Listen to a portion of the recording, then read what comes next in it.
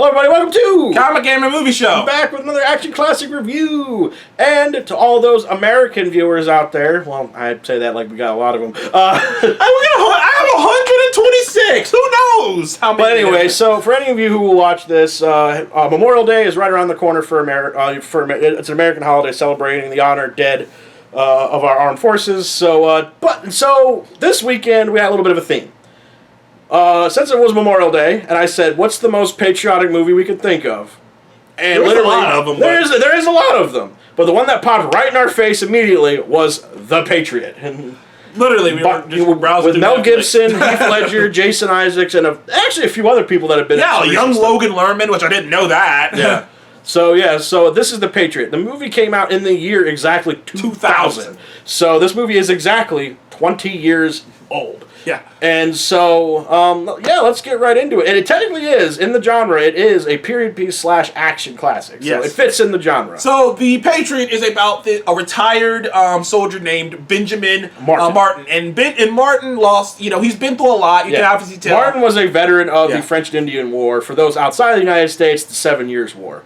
And he got, and basically he was a retired British Army something. They never say what his rank was, but... And he obviously earned a reputation. He earned a real reputation for being a brutal soldier, for being very brutal and being very violent and all that stuff because of what happened in a fortress, Fort Wilderness. Something like that. And then, and it was this battle or this action that gave him his reputation. Mm-hmm.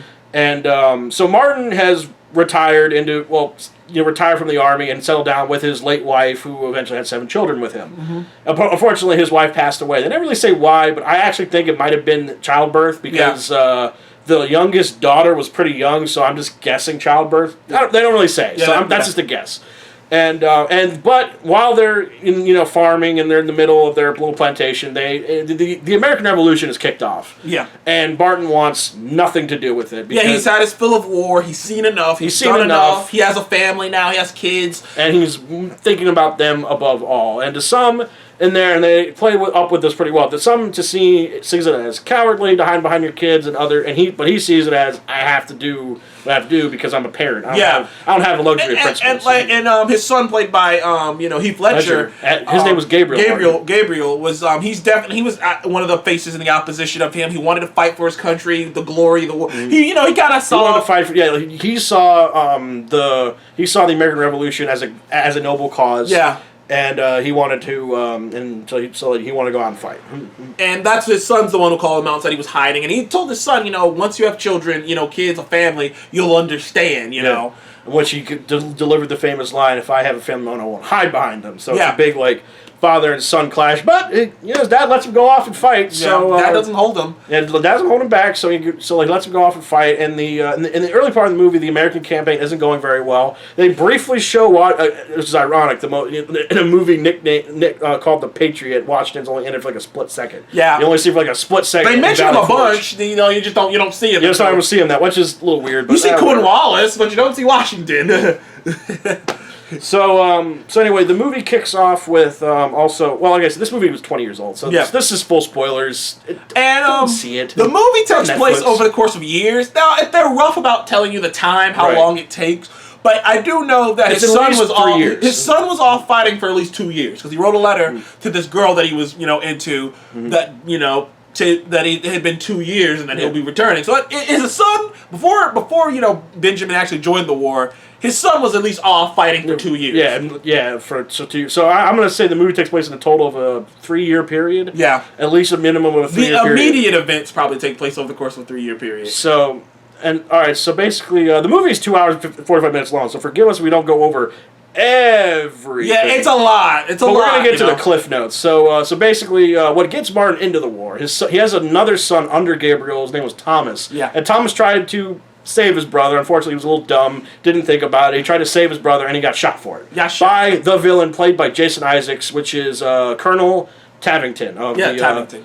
William Tavington. William Tavington, was that his first name? Yeah. William Tavington, and he's a colonel in the British Cavalry. Now you've seen this guy in many things. Oh, he's doing many things. He's played Malfoy's father in the Harry Potter franchise. He played as Georgy Zhukov in Death of Stalin. You've seen him in a lot of things. You've seen him in a lot of things. He's a great actor. Typically, he's in it playing a villain too. Typically, he's playing a villain. It's just the vibe he gives off. He's a great, he's a great villain. And he's tremendous actor. And this movie shows it even more. He really plays a real despicable guy. Like it might be a little cliche a bit, but he really does play the despicable bad guy. You really don't like him. And they just keep giving you reasons not to like him, from things that he does to things that he says. And he does a great job of wanting you, making you want him to die. Yeah, because Tavington is a brutal son of a bitch. He kills innocent people. He doesn't give quarter to wounded soldiers. He's very, very much so. He's, as most would call him now, he's a war criminal. Yeah, he's a war criminal, and he doesn't really give a shit. And it sucks because they only give you like a hand wave explanation as to why he's a lot like that. Because apparently he said to Cornwallis, is like his father squandered his entire family name and his inheritance.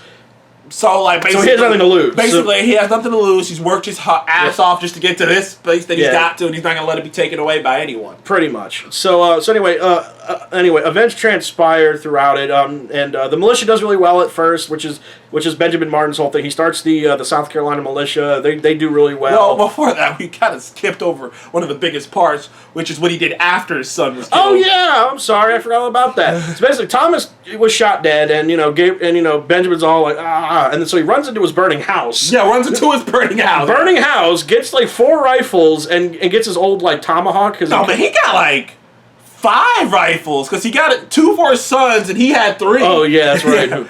He got 2 for his sons. I forgot about that. So yeah, he got a lot of stuff. So basically, he tracked down, or he outran the cavalry or the soldiers taking his son off to be hanged. His older son Gabriel, who was captured and was going to be hanged.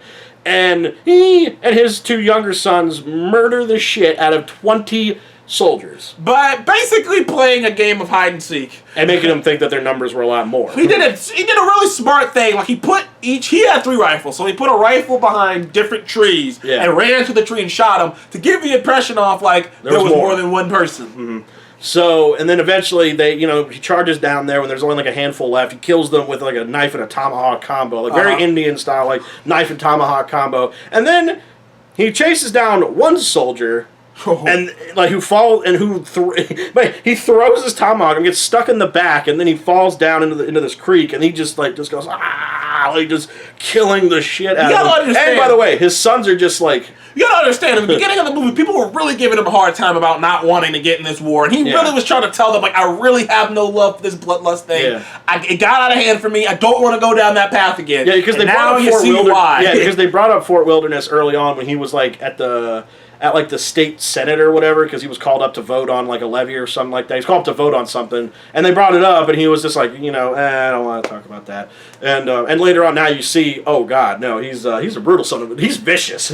So the story basically, it's a war movie. So you've seen it before. It's a war movie. And in the end of the day, this movie is a war movie. A bit like with Benjamin versus this William Tavington versus Tavington, with Cornwallis in the background, stalking over the entire thing. Pretty much. And eventually, stuff happens. More people die. A lot of his family die. Like, for example, there's a part in the movie, and this is skipping ahead a good chunk, where like Gabriel marries this girl that he's been writing to, and they were like flirting whatsoever, and they end up getting burned in a church, burned alive. Like literally, like maybe like a few weeks. Women, kids, all of them. And they were like married for like maybe a span of a week, I guess. And then so he was pissed, and he snapped and ran after him. Could have killed him, but this is one of the few parts of the movie that's a little bullshit, because like I'll say there's a couple things in this movie. I want you to kind of go into that. I'll get into it in a little bit. I'm gonna just keep talking about the good things. Now, to get to this is an action. So to get to the action is textbook to early 2000s, late 90s action. Yep. The guns shoot too much. Yeah. Mel Gibson and his skills with the tomahawk and axe are cool. I will say this: it is really cool to see him do that. But the problem is, after that one scene with him with the Tomahawk and stuff, you really don't see that anymore. Yeah. After that, it's really a lot of, surprise attacks and whatnot. Yeah, and guns. And guns and, coming out of the crowds and, sneaking up on people. And there's really, I'd say out of this entire movie, there are 3 really action sequences that stand out. The Tomahawk action sequence at the beginning, obviously, when he takes on those 2 guys. When his son Gabriel goes for revenge, and the last fight. And the last battle. There are battles in the middle, but none of them are very memorable. It just shows you the success/defeats of the militias and stuff. So those 3 battles in particular were well done. They stand up. They still look good. The battles still look good. Though the amount of shots they're getting, the accuracy they're getting, the distance they're getting is very sketchy. They're portraying an era where literally every rifle and pistol was 1 shot. So it's like before you had to reload it. So it was like... Yeah, that's where for some people the believability goes kind of out the window. Because with machine guns, you can kind of maybe get away with it a little bit, but not with muskets. The problem is there were the way sometimes they cut the movie. It was clear they're taking 2 shots.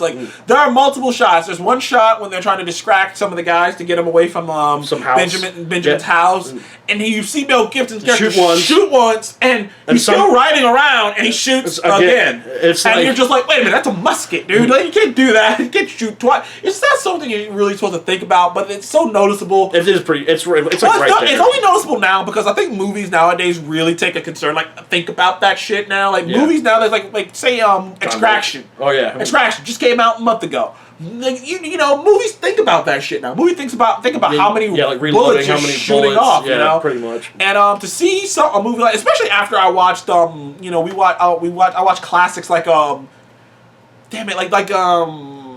Lethal Weapon and things of that nature. They're older than this movie, but still had reloading. So it just, it kind of bothers him. Plus, again, the scene with Gabriel was really bad because before that, even if you take all the logic that they've presented in front of you, you see Gabriel crack people in the head with a rifle from far distances. And here he is about, what would you say? I want to say he was far... Honestly, the camera did well enough to hide the distance, so he was at least about... What's a football field's will divide every 10 yards? Yeah. So it's I'd say he was about at least one of those 10 yards. I want to say he was at least 10 yards, maybe 15. No, maybe they're even a little closer than that because it looked like it looked like because the camera kind of did this side by side and they were pretty close. And the fact of the matter is, he hit him in the hip and he hit Will in the hip. And he did hit him because when he ran off, he was holding his side, so he did hit him. But the fact that he didn't hit him in the head, the chest, when before they were making kill shots left and right, it was just kind of they only did that. He was making kill shots off of the horse, man. Pretty much. And then he's got him dead to rights, and he completely kind of misses. Yeah. I just remember being okay, that's a bit, Yeah, they only did that to keep the movie going forward. And also to give Benjamin another reason why to kill Tavington. To kill Tavington. That's the only reason why they did it. And it is a very noticeable fact. Plus, there's this really weird thing me and Steph had a conversation about with the whole thing with him and his sister-in-law. Here we go. I told you not to say that. It was just weird to me, dude. So, okay, real quick. I'll just cliff note it real quick. Basically, Benjamin's wife had passed away, and her sister, she had another a sister, who they were not close, but they they knew each other. They wrote to each other, and they were mourning the death of his wife and her sister. So they bonded over mourning, and then later on they end up falling in love. And this was falling in love, dude. What? She was drencing her pants every time he walked in a room. Literally, look at this movie, dude. There's a scene where he wakes up and she's staring at him. Yeah, I know, right? I was jeez, lady, tone it down a bit. Got fire turned up to 250. Let's get it back down to a mild 70 she degrees. Was, I think her name was Charlotte. Let's go back to a 70 degrees. Charlotte was his sister-in-law. So his wife's sister. His wife's sister. It was his wife's sister, and they end up, falling in love and kissing at the end. And even at the end, it had a baby with her. It was just a bit weird for me. I was I didn't know if that was necessary to make her the sister. Because I was just wow, that's a bit weird. Listen, we could talk about this till we're blue in the face. So, whatever your opinions on it, it was really weird for me. That's in the movie, so take that into consideration. Like I said, we can talk about it till we're blue in the face. Let's not do it. That'll take forever. Well, big thing is, as an action movie, it is a good action movie. It's probably outside of that first fight sequence. All the rest of them are just good, not great. After the first fight sequence with the guns and the kids was smart, well thought out, well executed. After that, they're just really good. Yeah. And to me, this probably is on the low totem pole of the action for it. I think the value of this movie is the war and period aspect. Yeah, the war aspect, like the brutality of the British and, the Americans just barely hanging on by a thread and all that stuff. The last battle was the most America thing ever. And like I said, there's the scene where like the trumpets are blaring, he's running up the hill with the American flag, and it gave me chills. I'm just sitting there going, there are great performances in this movie. Mel Gibson does a great job. Perfect. You really believe him when he's feeling all these different emotions. You really see him as a conflicted man. You see, this conflicted man who just wants to leave the past buried. You see that he really doesn't even want to be involved in this war. It takes the death of his son to do it. Really, he only got involved to protect his son. Yeah. Really, that's why he made him come underneath him and whatnot. I will say, like I said, there are things it does. There are logical things that do I'm not sure if I completely on board with. I do think once I don't understand why Gabriel's wife and all the people in the town that they frequently go throughout the course of the movie were just aimlessly walking around the middle in broad daylight in the town like nothing would happen. Like there was no war going on. And they had already heard about that William dude going around trying to kill people's kids and shit. Yeah, families and shit. So it was surprising to me that they'd just be wandering around aimlessly. Plus that Benjamin knows personal revenge, and when he realized what had happened, he didn't stop Gabriel. Yeah, he didn't keep an eye on him. He didn't immediately keep an eye on Gabriel. Like you feel or any of the party that went out with him. Yeah, you feel like he would have noticed that. You feel like the moment he realized that those people were killed and then his son's wife was involved, he might be smart. Like, he seems like he might be a smart enough guy to be like, okay. Because I brought it in the movie. It was like if Gabriel, I know I said this is like.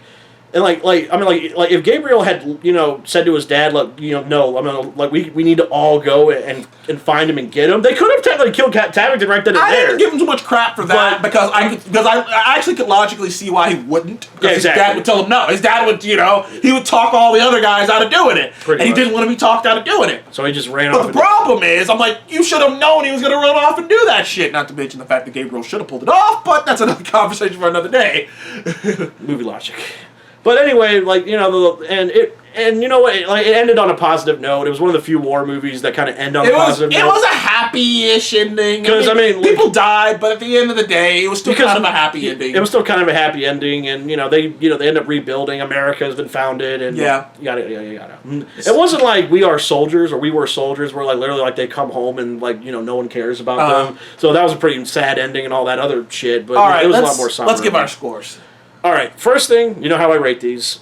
Age factor. I think it aged very well. It aged well. The dialogue aged well. For a 20-year-old movie, it aged pretty well. The only thing that didn't age well was a bit of the logic. Some of the logic. The logic in the gunplay and the logic in some of the things. But I give the age factor a solid 8. No, I gave it 8.5 because the dialogue was fucking phenomenal. I think it aged super well. I'd give it like an 8. I'd give it an 8.5 too. It aged very, very well. Now, for the actual movie score,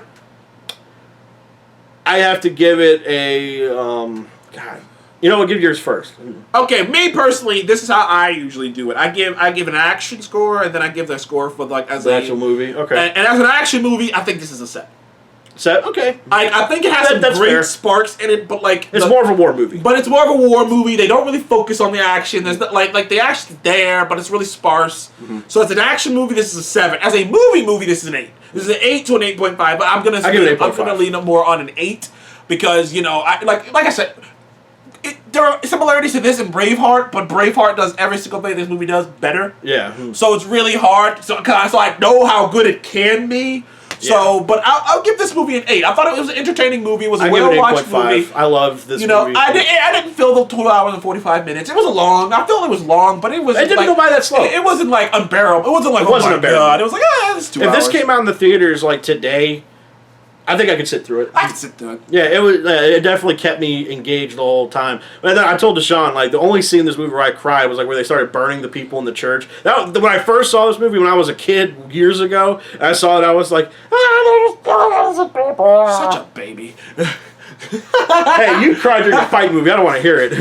But anyway, guys. Anyway, age factor 8.5, movie factor I give the same 8.5. It's a great movie all around. It's one of Mel Gibson's best, and it's still one of his top tier best. Not as good as Braveheart. I will admit to you that. I'll omit you that it was not as good as Braveheart. It's not Braveheart. It's not Hacksaw Ridge. It's not Lethal Weapon. It's not Lethal Weapon. But, like it's still one of his most memorable. It's still one of his most memorable. It's not Passion of Christ either, but that's a whole other story. Anyways, in this video. Okay, so anyway, guys, that was our review on The Patriot. So I'm sure most of you have probably seen The Patriot. So what is your opinion on the movie in the comment section below? We'd love to see your feedback. And happy Memorial Day, everyone. Salute to all you vets out there and all the vets families out there. So anyway, thank you for joining us on Come Get a Movie Show. Please remember to like, comment, and subscribe. You'll see more of us in the future, and we shall see you on the next one. Goodbye.